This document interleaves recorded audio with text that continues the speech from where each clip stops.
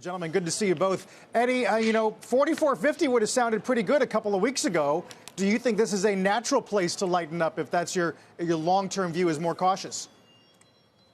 I think it is. I think it's, we had a powerful rally last week, up 6%, and really not a lot of new information, right?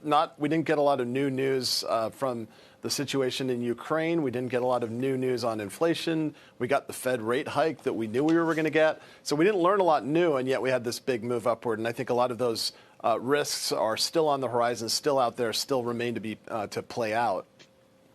Interesting. Yigal, you agree? Are we still in a sell the rip kind of environment? Yeah, I would agree on large part. Really, the only news last week was the rate hike, which again was expected.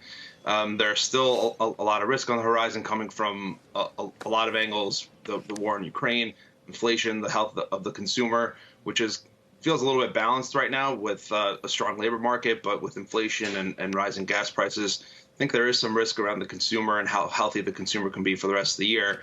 And that's going to have a lot of impacts across the board, whichever way that falls. Eddie, I'm looking at your notes. You say it's, quote, "This time is different. Secular change is underway in 3 areas." Lay those out for me and what that means for how an investor should navigate the markets right now and all of these changes. Yeah, it's always very dangerous as an investor to say this time is different, but I think you can have some confidence in that this time around because there is secular change underway. Certainly, I think we're now in an era of de-globalization that was already likely to happen as a function of COVID, and now with the situation in Ukraine, I think companies have to rethink supply chains, do more onshoring, do more dual sourcing. And then inflation, inflation, I go back to my Milton Friedman. Milton Friedman said inflation is everywhere and always a monetary phenomenon. So the very loose monetary policy we've had over the last couple of years is a contributing factor in inflation. But then you've got all these idiosyncratic things as well, like supply chains, like the situation in Ukraine, like the move in oil prices and the way that feeds through the economy. And so I think you have to rethink your priors. You have to be willing to consider that we're in a new environment where you don't just buy the dip, but you look long-term, and that's what we're doing at Eaton Vance. We're dusting off our very long-term playbooks and looking for opportunities in the near term that are going to play out over many years to come. Yigal, same question to you. I mean, how are you approaching the market right now, and what does that mean for an investor playbook? You guys kind of led into this with Mike right before the segment on downward estimate revisions.